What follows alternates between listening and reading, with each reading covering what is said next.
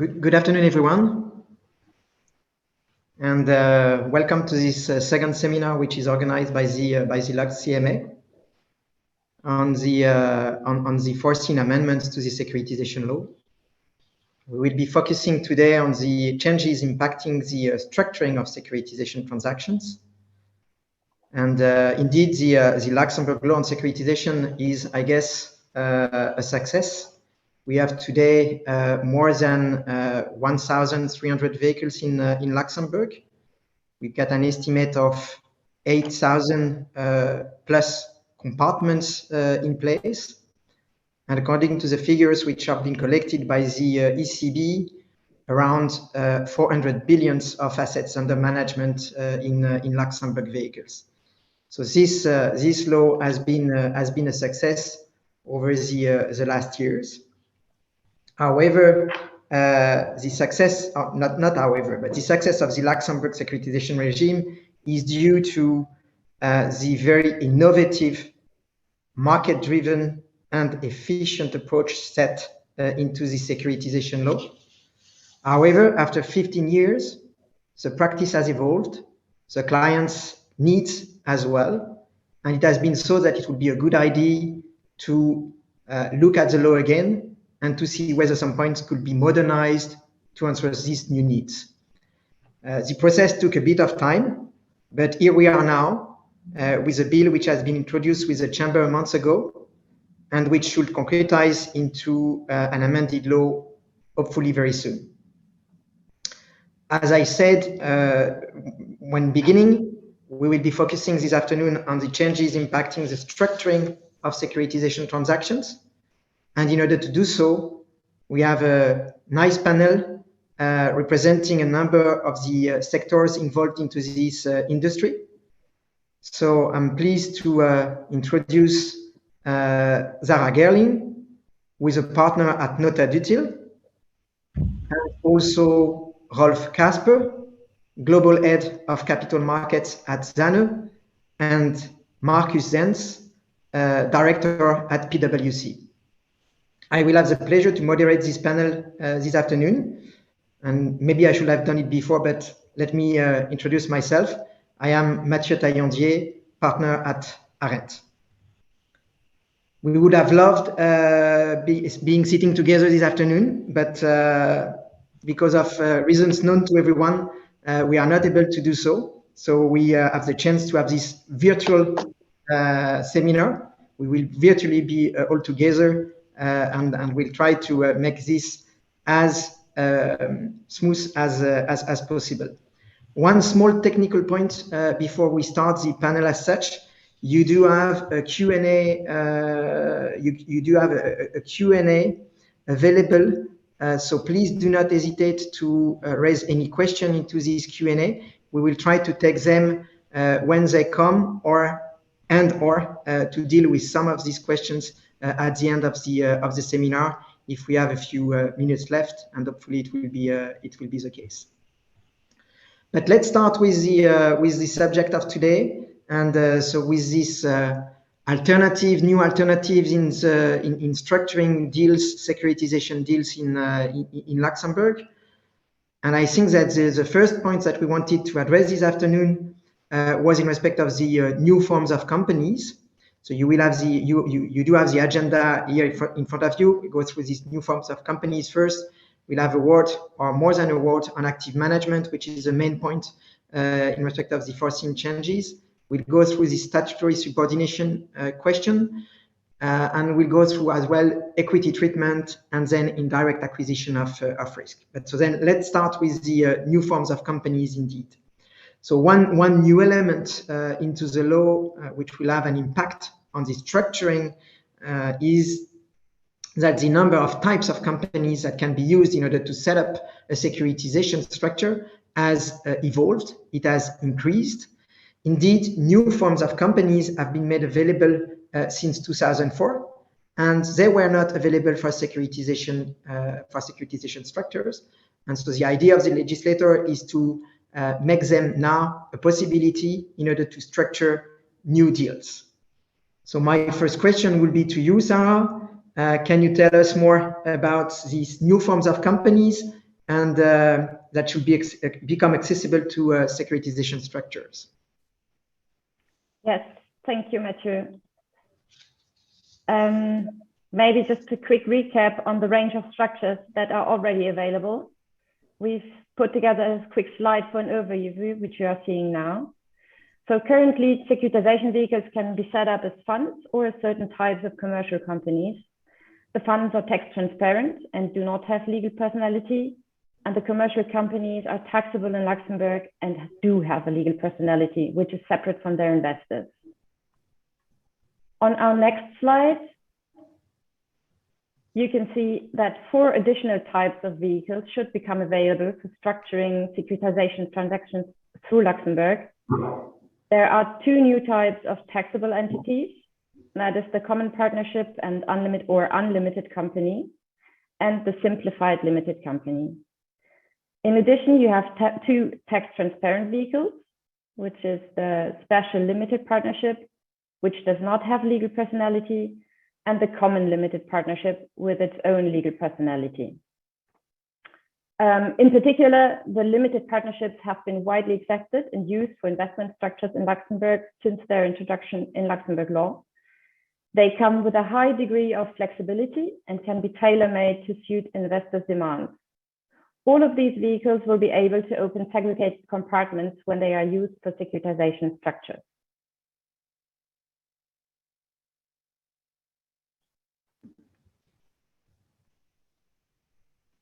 Thank you very much, Sara. Markus, can you tell us a word about the structures which are commonly used in Luxembourg currently, and what are the perspectives that you see for these new vehicles that we will welcome? Yeah, thank you, Matthieu. Yeah, actually, if you look at the statistics we do at PwC, we can see that it's about 50-50 SRL and SA, which are currently used. But we can also see that in the past, SA was used far more, and then there was already a development in the change of the mostly used structure to SRL, mainly because now the public listing of bonds is possible for SRL. So that is why we also think that this development towards new structures, new legal forms being allowed, will be pleased by the market and will be used more and more, so that we will see in the future a use of those new structures. Probably, for example, as already mentioned by Sara, the SCSP, which is well known already in the alternative fund structures, and also securitization is used there from time to time, that we will see this SCSP more and more, and the use of its tax transparency for future structures. And then maybe we have on the next slide, not really linked to the legal form as such, just to give you an overview on the European market, or the main competing countries or jurisdictions with Luxembourg. And we see that here Ireland is the one with, at the moment, Q1 most vehicles, but then it depends always, is it Luxembourg, is it Ireland?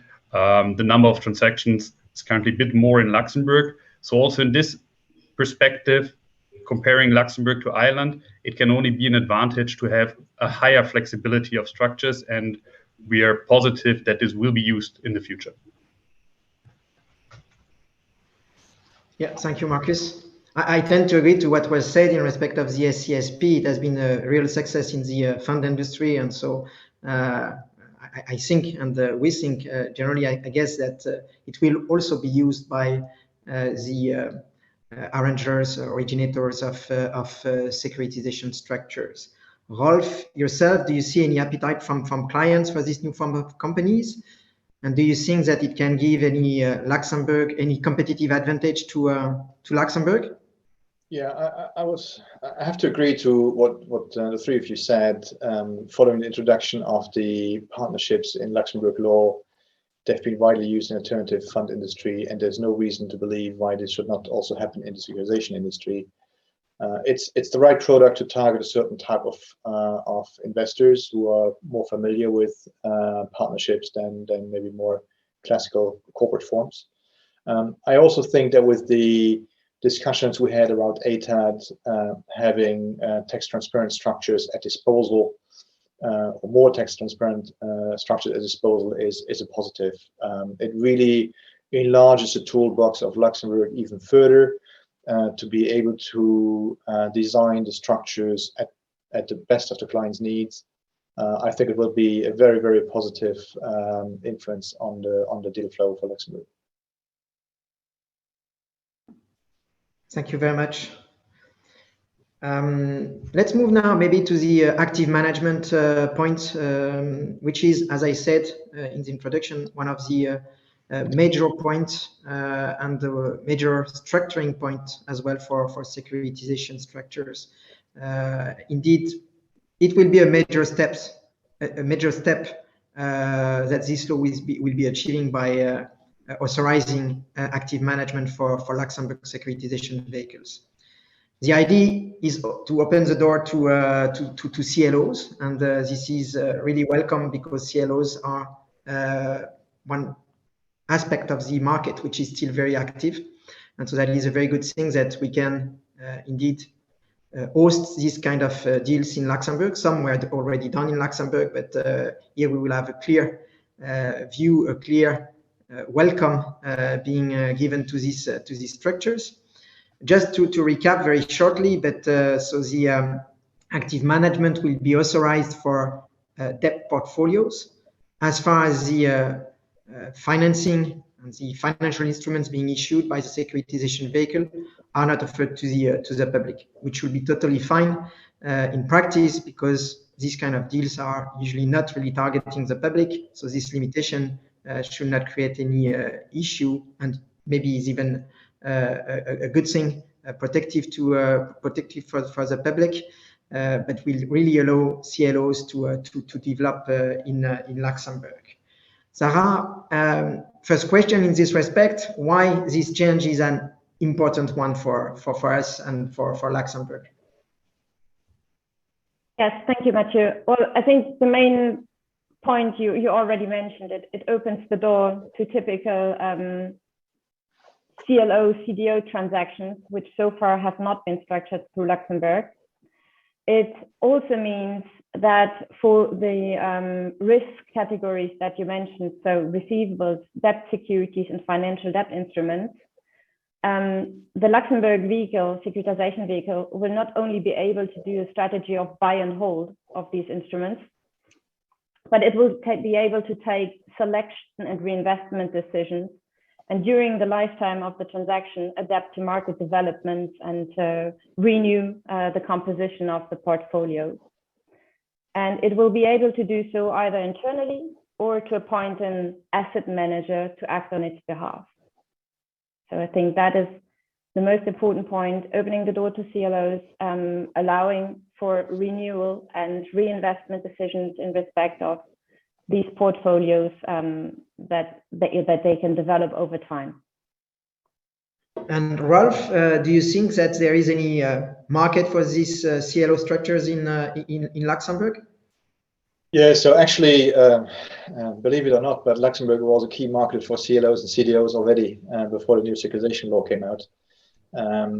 But absolutely, look, we do see, in general terms, an increased amount of CLOs being raised, which makes sense in the wider financial environment of significant need for financing or refinancing.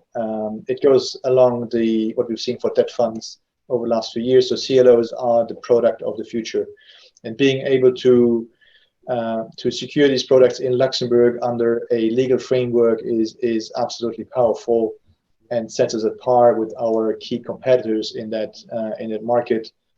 We know that Amsterdam or Netherlands got a little bit less attractive through these changes in the VAT law, but Ireland is a very predominant market for CLOs.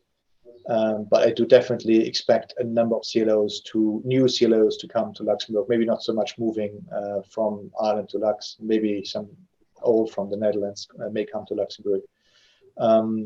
The feedback I get from my clients is that they find Luxembourg very attractive for a number of reasons. First of all, it allows them to build this in the wider strategy.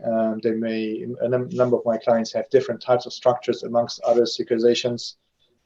So using the same partners in the audit firms, law firms, service providers makes kind of sense to them. We also have kind of a key advantage compared to Ireland, in the sense that we can apply maybe a lower cost accounting procedure. As you know, in Ireland, the accounts have to be drawn up in IFRS, which is an increased cost. And then, of course, the audit of IFRS accounts is also an increased cost. So there is actually also a cost benefit in Luxembourg's advantage for these type of structures. So absolutely, I do expect almost a boom of CLOs to Luxembourg. Thank you, Rolf. Markus, do you concur with that? Do you already see also a number of CLOs being done in Luxembourg as an auditor? But more importantly, do you think that this will indeed help developing the market? Yeah, I fully agree with Rolf.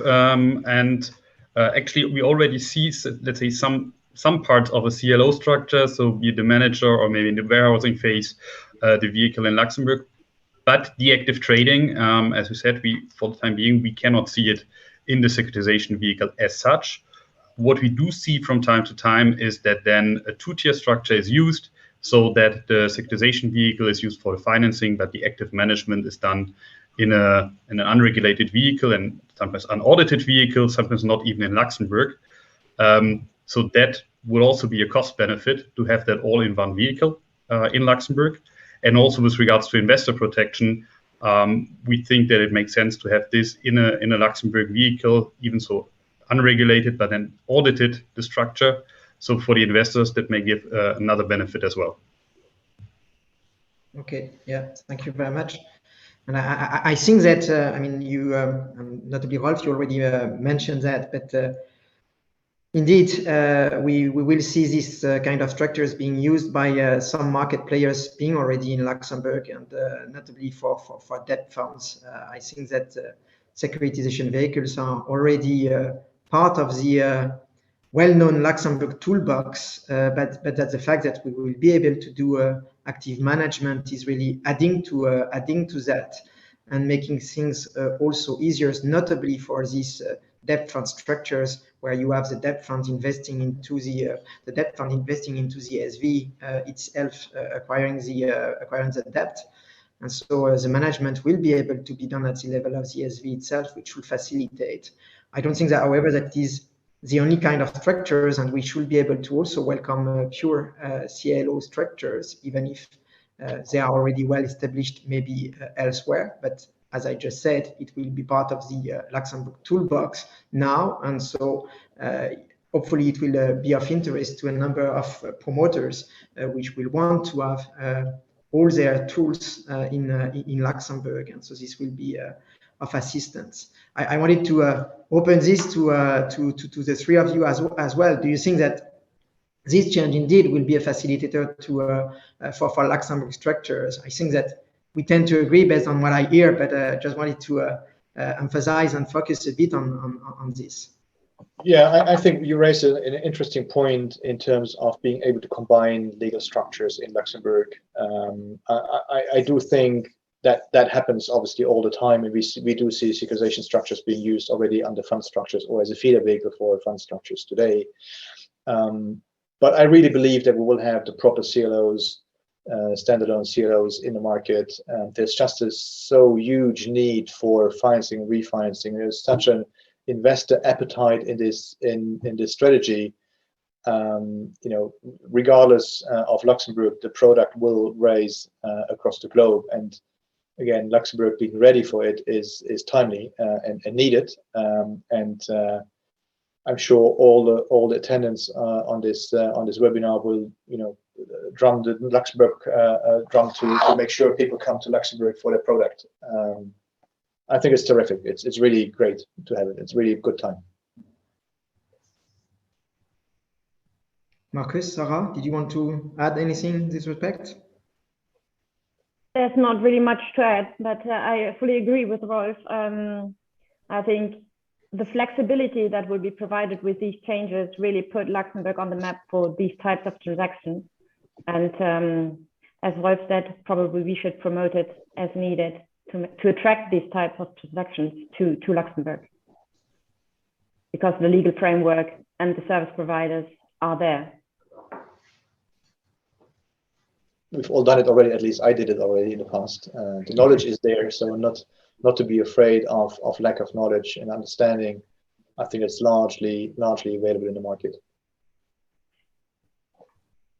I think then also from an audience perspective, as I said, there are structures which are already doing active management, but then on two-tier, or sometimes the question is it already active management, or is that still okay within the securitization law? So I think it's also good for the investor, for the arranger, for us as auditor, to have the legal certainty to know, yeah, that's fine. There can be active management done in a securitization vehicle in Luxembourg. Yeah. So let's continue spreading the word, and we will maybe meet again next year through 𝘪𝑒𝑚𝑎 and see what the figures are. But indeed, that is a very good news, and that is not really a new product as was said, but really an addition and something which will really help to continue developing the market. So very good news indeed. If I may just open a bracket here, there is another subgroup of 𝘪𝑒𝑚𝑎 focusing on some guidance notes. The one for CLOs will hopefully come out in the next few weeks. So just to refresh the memory for those who may have forgotten. Yeah. Thanks, Rolf. Maybe to move to another of the elements which will have an impact on the structuring, and which is a bit technical. That is the statutory subordination.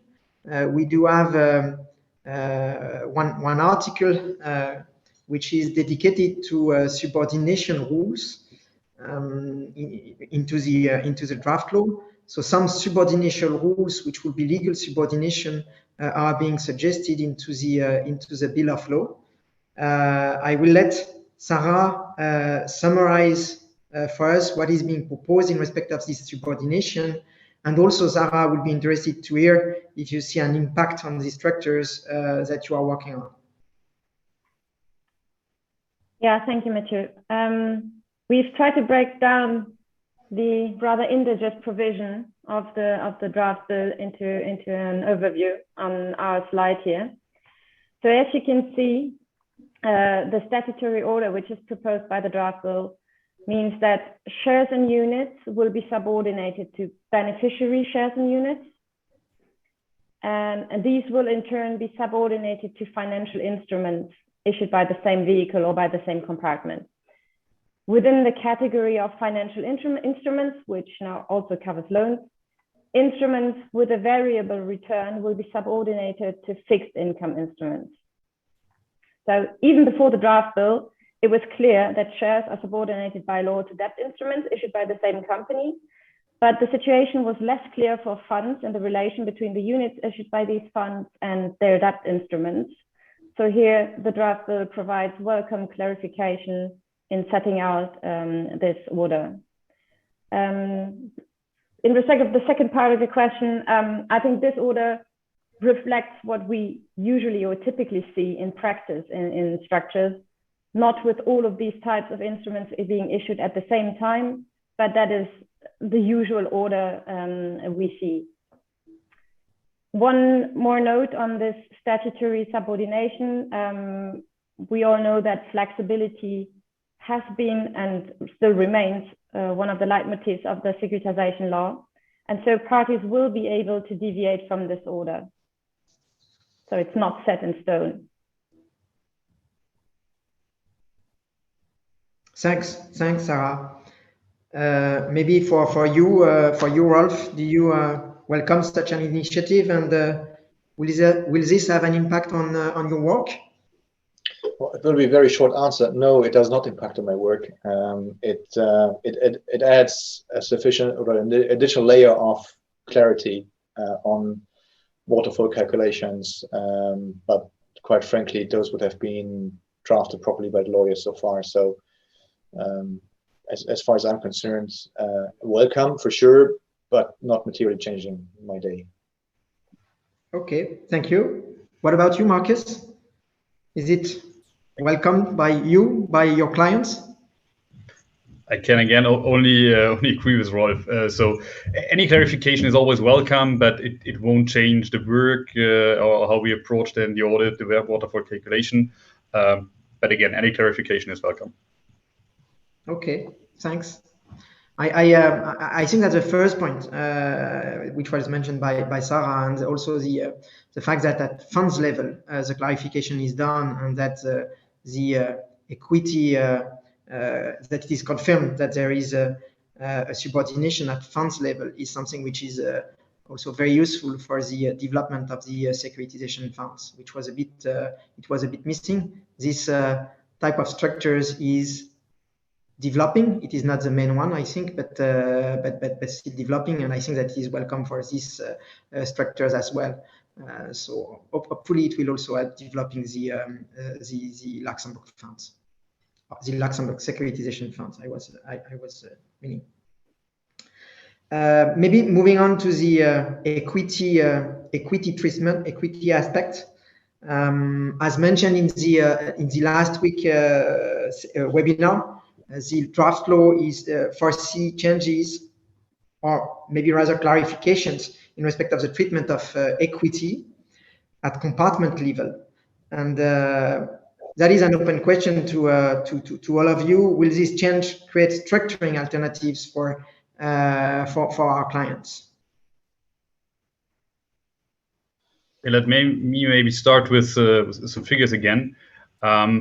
So some of you may not even know or have seen actual equity finance structures in the past. Well, the reason is that they are not that common in the market. It remains only 3%. I think a year ago it was 5%. But it's really not a lot of structures which are actually equity financed.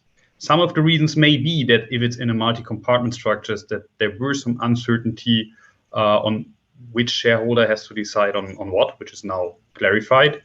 But we can see it compared to Ireland, for example, on the next slide.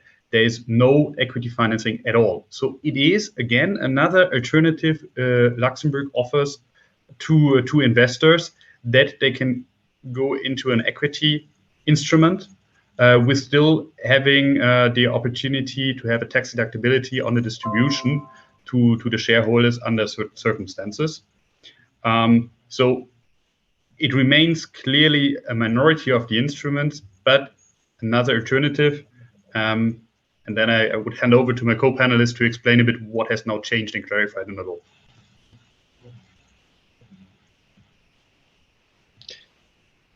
So I think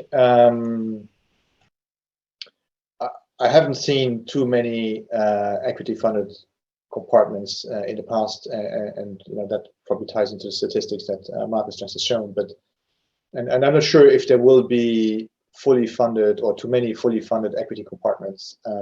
However, I do see the ability, or the clarification around the ability to have a combination of equity and debt fund compartments as a quite attractive solution to a number of client demands.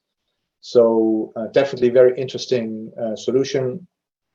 I believe there will be a number of practical questions that still will need to be answered over the next few weeks, and we will work on that as LuxCMA, I'm very sure. But from the outset, I think it's a very attractive option that people will have in their structuring.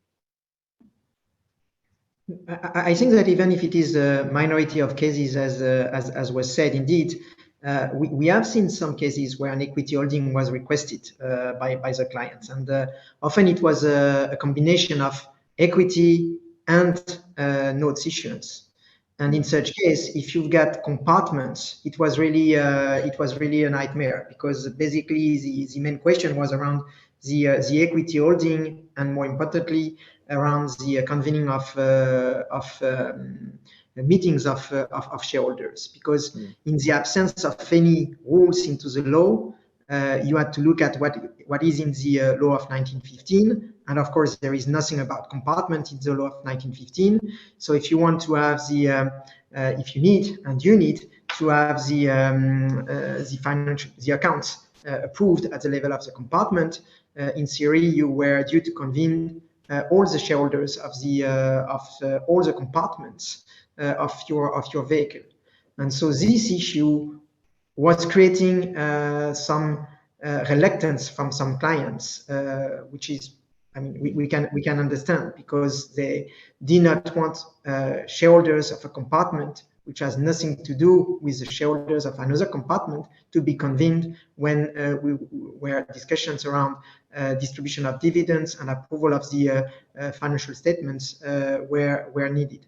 And so I think that this clarification is welcome, and that some structures which were not done through a bit of equity in addition to notes will be able to develop now into the market.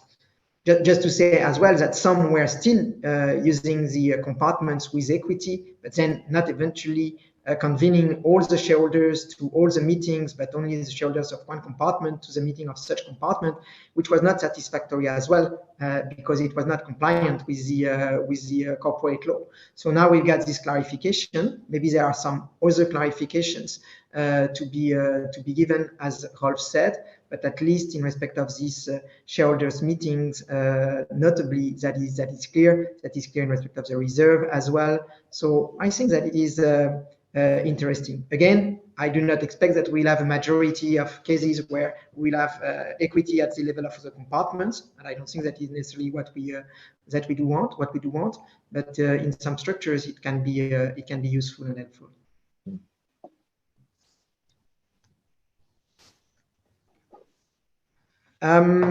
Indirect acquisition of risk, I think, is our last topic for the day. So Sara, the Bill of Law includes a section on direct acquisition of risk. Why amending the law on these aspects? Good question. The short answer is probably in order to provide clarity and legal certainty, as for many of the other changes brought in by the bill.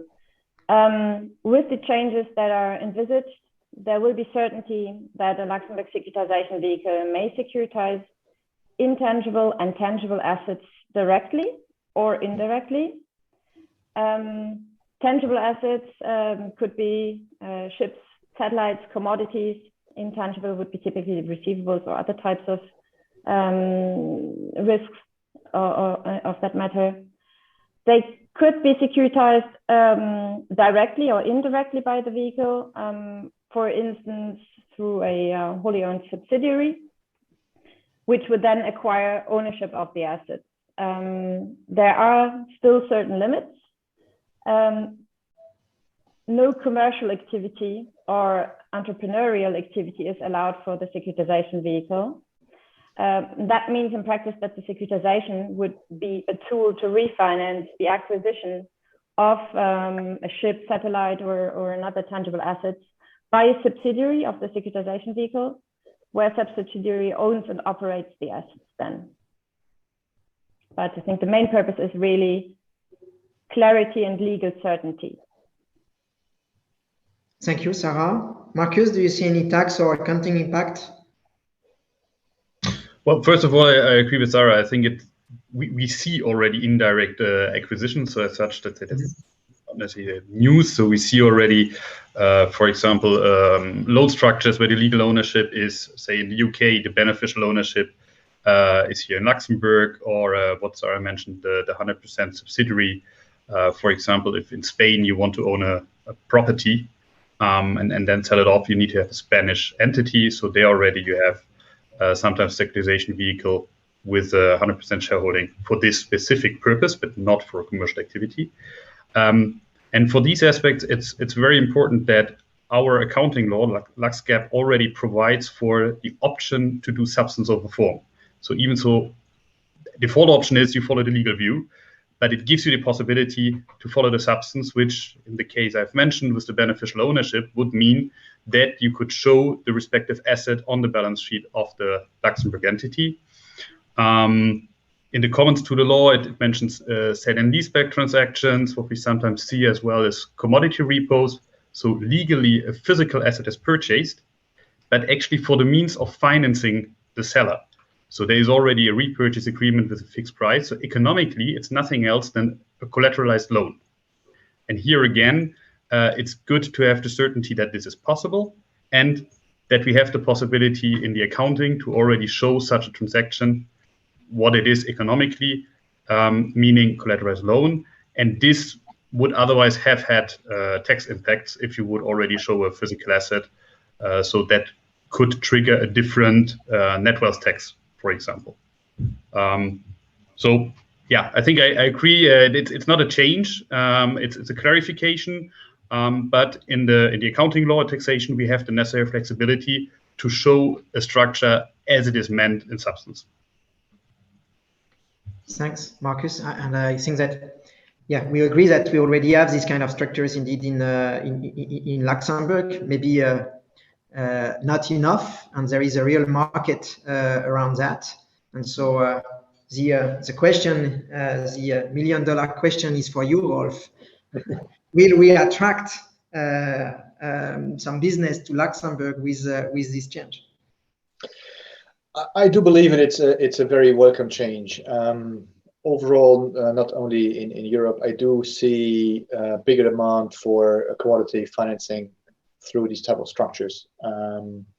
Being clearly positioned in Luxembourg certainly does help us on that side. You could also think about aircrafts or other ships. I do think it is the right tool to reflect the creativity of tomorrow that people may have to liquidify their assets or to finance their assets. If we play this card well, if we are quite clear in our communication, I think Markus raised a very important point on the accounting treatment.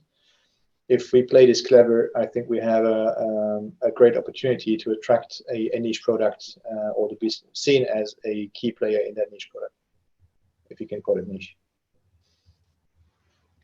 Thank you very much, Rolf. I think that so these were the questions we wanted to address this afternoon. We still have 4 or 5 minutes in order to take questions. So we have received a few already on the chat or Q&A, but so please do not hesitate to send some now still. The first one that we have received was in respect of the equity treatment that we discussed, and there is a question in respect of whether the equity financing will impact the independence of the SVs, and it is the question asked because some laws in other jurisdictions looks at company, not at compartment. So I'm not totally sure what this is encompassing, but I just wanted to reconfirm and reaffirm that the fact that we will have eventually an equity financing at the level of each compartment will not affect at all the compartmentalization as such. If it is the question, each compartment will continue to be fully segregated, one from the other, and with no except if it is foreseen into the documentation, but with no loophole at all in this respect, and so with no connection between the compartments. The idea is really to have the possibility to issue notes at the level of each compartment, or to issue equity at the level of each compartment, or to issue any type of financial instrument at the level of each compartment. But it should not affect at all the independence of the SV, and more importantly, the independence, if we may say so, but so the ring fencing which is existing between each compartment. I don't know if any of you want to react to this question as well. I think it's a good question in the sense that for a number of structures, the orphan character is quite key to the transaction, and if you suddenly introduce an equity element which is non-charitable stifting or whatever, you could raise that point. But on the flip side, I think that these type of structures will be rather bespoke and not necessarily the standard kind of situations that we see. So it's a flexibility that you can get in a specific type of transactions, which I would not expect to be commingled with other structures like rating agencies will typically request the structure to be orphanized. You wouldn't probably do a rated transaction compartment 1 and then equity funded in compartment 2, if that is the question you are targeting, 𝘬𝘂𝘅𝗧𝗏. Yeah, this is correct, and a good point. I did not see the question from the orphan structures point, but of course, if you get equity, it is not anymore an orphan structure. So you need to reduce the equity to the minimum equity held at company level if you want to have an orphan structure. Of course, if you raise more equity and then you have shareholders, that is not anymore an orphan structure as such. Yeah. Maybe one other question is in respect of the statutory subordination itself. There are questions around the statutory subordinations and how it will work in practice. I think that the basic answer in this respect is we don't know yet, because it is not in the law already. But that the idea is really to create this legal subordination as was developed by Sara and by the other panelists around here. I don't know if any of you want to add a word in respect of this subordination and statutory subordination and how it would in practice eventually work.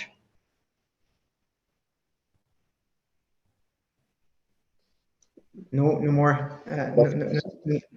Nothing else to add in this respect. Okay, thank you very much. Is there anything any of the panelists wanted to add before we close?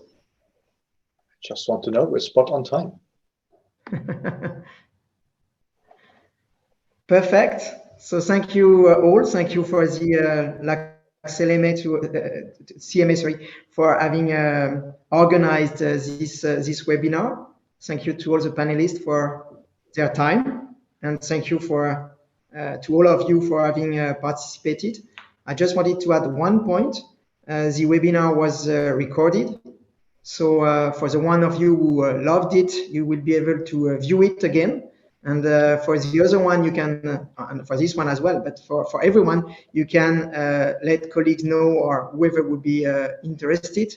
It will be available very soon, I understand, on the 𝘮𝘂𝘅𝗏 YouTube channel. So thank you very much to all of you, and have a good day with a lot of securitization, of course.